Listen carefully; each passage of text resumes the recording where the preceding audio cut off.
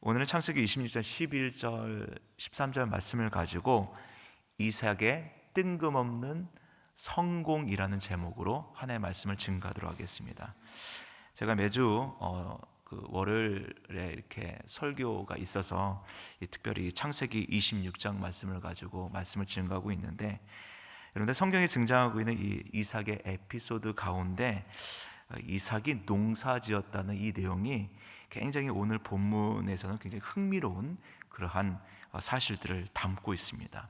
왜냐하면은 성경에 이 등장하는 족장들 가운데 농사를 져서 엄청난 부자가 되었다라고 기록된 몇 안 되는 인물이 바로 이삭이기 때문입니다. 사실 제가 예전에 이 말씀을 읽었을 때에는 정말 아무런 생각 없이 이 말씀을 읽었습니다. 지나쳤습니다. 보시면 알겠지만 이삭이 농사를 지었구나, 그런데 정말 잘 지었구나, 부자가 됐구나, 그 정도까지만 생각을 했어요. 그러나 이삭이 이 그랄 땅에서 흉년을 피해서 머물었던 이 그랄 땅에서 오래 머물면서 이 오늘 본문 말씀에 느닷없이 농사를 지었다라는 오늘 이 장면은 좀 아무리 생각해도 좀 이상한 장면인 것 같아요. 좀 이상하다는 생각이 들었습니다. 왜냐하면은 이 농사를 지으려면 몇 가지 조건이 충족되어야만 하기 때문입니다. 오늘 이 부분을 가지고 좀 묵상하는 시간을 갖도록 하겠습니다.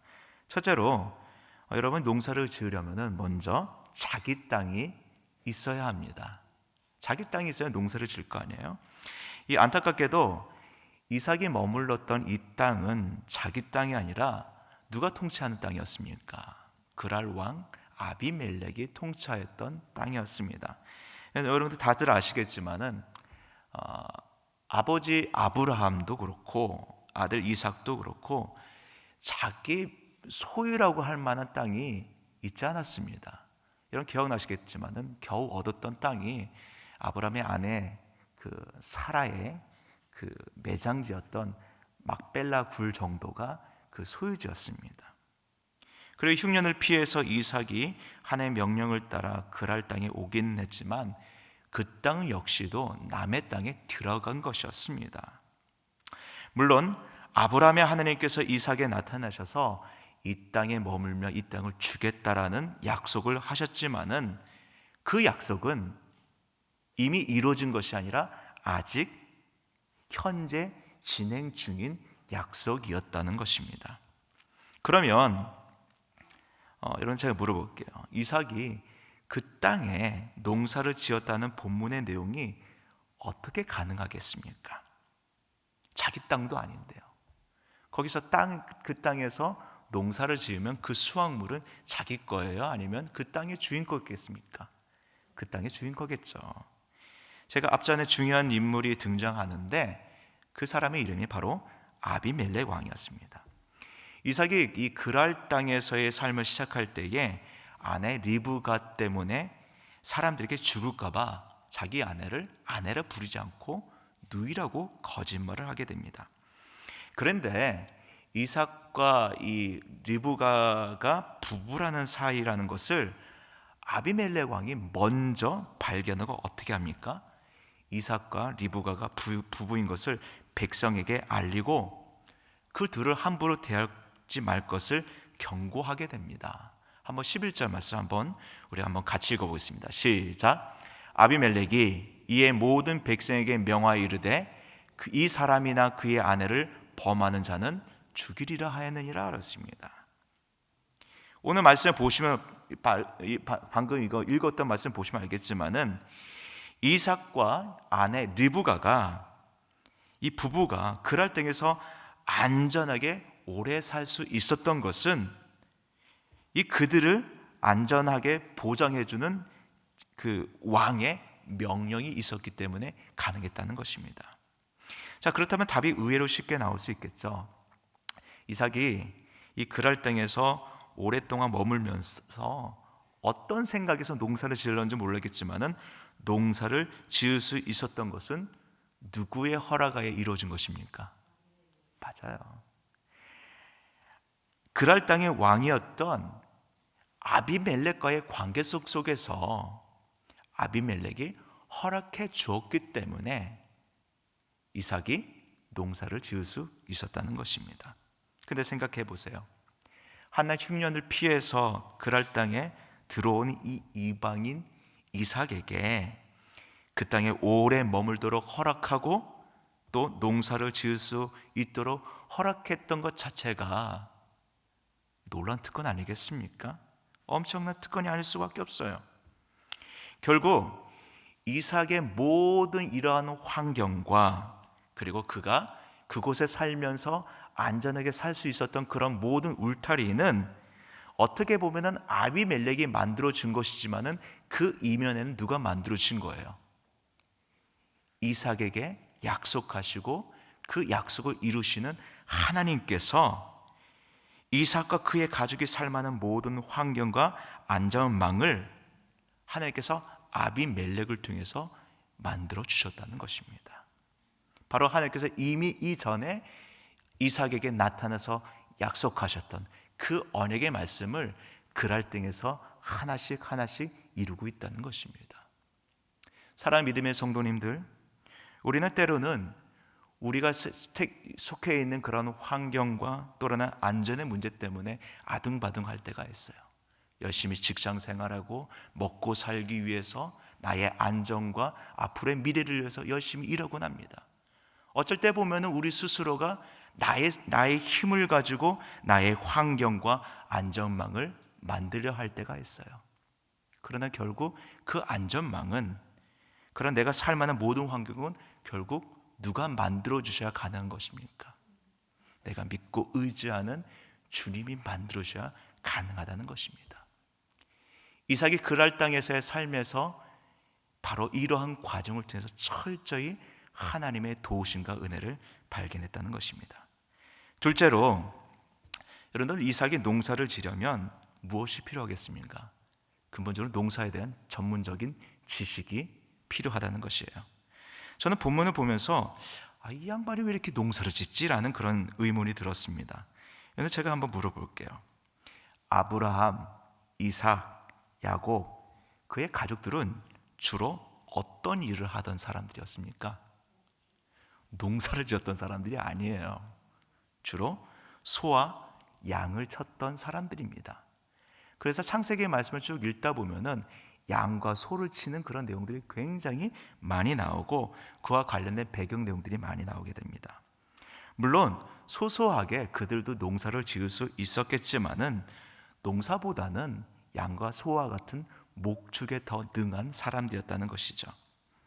어떤 이유에서든 이삭이 그랄 땅에 농사를 짓긴 하지만 여러분, 평생 동안 그랄 땅에서 농사를 짓던 사람들과 비해서 이삭은 경험적인 면에서, 전문적인 면에서는 농사를 짓기에는 굉장히 부족한 지식을 가졌으리라는 것을 추론할 수 있습니다. 그런데 여러분들 오늘 12절 말씀 한번 제가 좀 띄워주실래요? 오늘 이 12절서부터 14절까지의 말씀 한번 볼게요. 한번 읽어볼까요? 시작. 이삭이 그 땅에서 농사하여 그 해에 100배나 얻었고 보주심으로 그 사람이 창대하고 왕성하여 마침내 거부가 되어 양과 소가 때를 이루고 종이 심히 많음으로 했습니다. 여기 보면은 이삭이 그 땅에서 농사하여 그 해에 몇 배나 얻었대요? 100배나 얻었대요. 다시 한번요. 이삭이 그랄 땅에 머물면서 농사를 해서 몇 배나 얻었다고요? 100배나 얻고 부자가 돼서 거부가 됐대요. 엄청난 성공을 얻게 됩니다. 근데 제가 자막에 이 빼고 넣는데 여기다 집어넣었어요. 근데 자 보세요. 여러분들 혹시 여기 앉아 계신 성도님들 가운데 농사를 짓거나 아니면 최근에 귀농하신 분 계십니까? 이삭은 소나 양을 기르는데 능숙한 유목민이었습니다. 그런 사람이 익숙지 않은 농사를 져서 그 해에 100배나 얻었다. 그게 가능한 일이겠습니까? 제가 이삭을 무시하는 건 아니지만요, 우리 주변에 도시의 분주한 삶을 좀 실증내서 귀농하신 분들이 주변에 많이 계세요. 그리고 좀 농사나 지어야 되겠다 하시는 분들이 있어요. 근데 대부분은 아니지만은 나름대로의 그런 푸르른 꿈을 안고서 귀농하셔서 농사를 짓긴 하는데 생각보다 농사가 쉽지 않아서 후회하시는 분들이 꽤 계십니다.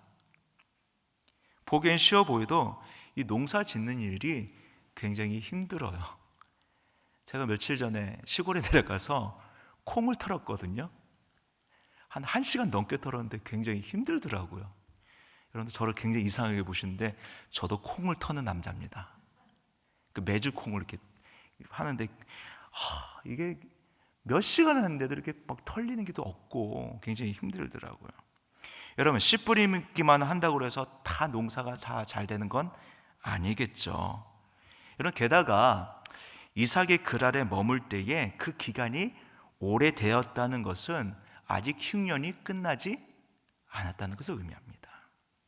당시 흉년이라는 환경을 보았을 때에 이삭이 그 해에 농사를 져서 100배를 얻었다는 것, 그리고 나중에 창대하고 풍성해서 거부가 되었다는 것은 보기 드문 성공이 아니라 있을 수 없는 기적에 가까운 일이었다는 것이죠. 그래서 13절 말씀에 보니까 그 사람이 창대하고 왕성하여 마침내 뭐가 되었다고요? 거부가 됐다는 것입니다. 그러니까 그랄 사람들이 봤을 때에 이 목축이나 소나 양 키우던 사람이 갑자기 농사를 한다고 땅 파고 씨 뿌리고 이게 얼마나 우스웠겠습니까? 그런데 그 해에 100배나 얻은 그 모습을 봤을 때에 그들이 상상했던 이상의 일들이 눈앞에 펼쳐졌다는 것이죠. 자, 여기서부터 제가 설교를 잘해야 돼요. 왜냐하면 자칫 잘못하면 예수 믿으면 성공할 수 있다, 이런 식으로 설교가 흐를 수 있기 때문이에요.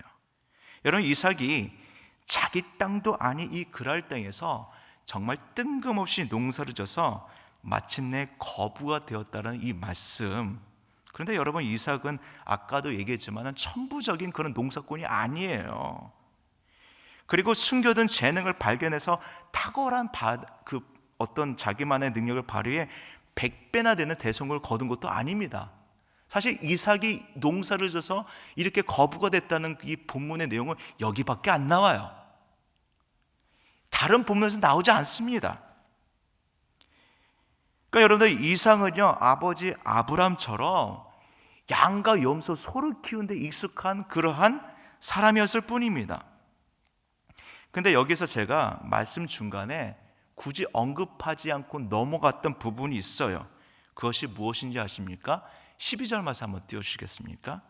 우리 다시 한번 읽어보겠습니다. 시작. 이삭이 그 땅에서 농사하여 그 해에 100배나 얻었고, 그 다음이 중요합니다. 여호와께서 뭘 주심으로? 복을 주심으로.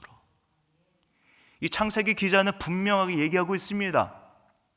이삭이 뜬금없이 농사를 져서 그 해에 100배나 수많은 수확을 얻었고, 오늘 본문의 말씀이니까 창대하고 왕성하여 마침내 거부가 되었는데, 그가 그렇게 거부가 된 비결이 뭐라고요? 여호와께서 복을 주셨기 때문이라는 거예요.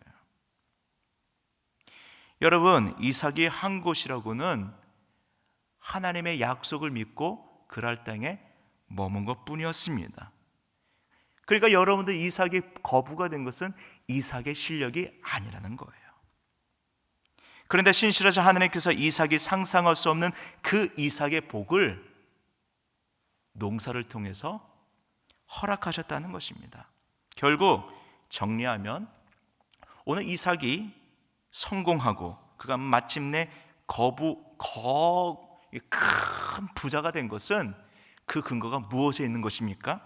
바로 하나님의 약속에 근거한 성공, 하나님의 약속에 근거한 그러한 은혜라는 것입니다. 그런데 오늘 이 사실을 우리는 분명히 기억해야 된다는 것이에요. 이삭이 성공할 만한 뭔가를 많이 해서가 아니에요. 신실하신 하나님께서 이삭과의 그 언약을 기억하시고 신실히 그 약속을 이행하셨기 때문에 이삭이 잘 된 것입니다. 여러분, 믿으십니까? 이삭에게 있어서 그의 인생의 주어는 이삭 자신이 아니라 바로 하나님이시라는 것을 그의 삶을 통해서 드러내셨다는 것입니다.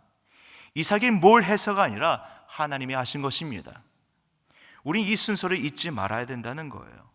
사실 우리는 믿음 생활을 하면서 우리 인생의 주어를 바꿀 때가 많이 있어요. 인생의 주어를 하나님이 아니라, 우리 주님이 아니라 나로 슬쩍 바꾸고 싶은 죄된 본성이 내 자신에게 숨겨져 있습니다.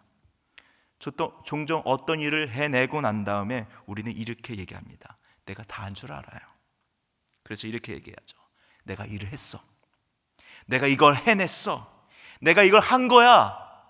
라고 하면서 끊임없이 내 인생의 주어를 하나님이 아니라 내 자신으로 돌릴 때가 많죠. 굉장히 교만한 것입니다. 그러나 여러분 생각해 보세요. 오늘 본문 말씀에 이삭이 한 것이 무엇이 있습니까? 이삭이 한 것은 흉년을 피해서 하나님의 말씀 따라 그랄 땅에 머문 것뿐이었습니다. 농사를 지었던 것뿐이었어요. 그러나 오늘 본문 말씀에, 성경 말씀에 드러난 이면이 무엇이었습니까? 이삭이 농사를 지을 수 있었던 것은 그에게 약속하신 하나님께서 아비멜렉 왕을 통하여서 농사를 짓도록 허락했기 때문이고요. 이삭이 그랄 땅에 머물 수 있었던 것은 이미 하나님께서, 아브라함의 하나님이 이삭의 하나님으로 나타나셔서 그에게 명령하시고 약속하셨기 때문에 가능했던 것입니다. 마지막으로 이삭이 농사를 그 해에 지어서 100배나 수확을 얻을 수 있었고 나중에 거부가 되었던 것은 여호와 하나님께서 그에게 복을 주셨기 때문에 가능한 일이었다는 것입니다. 오늘 이 짧은 본문 말씀이지만 이삭이 한 일보다 결국 하나님께서 하신 일들이 전부라는 것을 우리에게 보여주고 있다는 것입니다. 결국 이삭이 다 한 것 같이 보여도 사실은 누가 한 거예요? 하나님께서 하신 거예요. 우리 주님께서 당신의 언약 가운데 그것을 신신히 행했다는 것을 우리에게 보여주고 있다는 것입니다. 흉년이라는 절대절명의 순간 속에서 이삭과 그의 가족들을 철저히 지키시고 신실히 그 언약을 이끄시며 마침내 하나님께서는 구속의 역사를 이루시기 위해서 그로 하여금 그의 인생에 풍성함을 허락했다는 것입니다. 사랑하는 성도 여러분, 오늘 말씀을 마무리하도록 하겠습니다. 여러분들 평범할 것 같은 우리의 일상 속에서 하나님께서는 때로는 이삭에게 주어졌던 그런 흉년을 보내실 때도 있고요, 전혀 내가 원치 않은 일을 통해서 하나님께서 우리를 이끄실 때도 있습니다. 그러나 중요한 것은 내 인생의 주어는 내가 아니라 누굽니까? 하나님이라는 사실을 인정하시길 바랍니다. 이번 한 주간의 삶, 하나님께서 어떻게 인도하실 모르시지만은 예수 그리스도 안에서 주님께서 주신 그 풍성함을 누리며 이번 한 주간도 승리하시는 여러분 되시기를 예수님의 이름으로 축원드리겠습니다. 아멘. 오늘 말씀 기억하십니다. 함께 기도하길 원합니다. 함께 기도하도록 하겠습니다. 사랑의 충만하신 아버지 하나님, 우리 사랑하는 그냥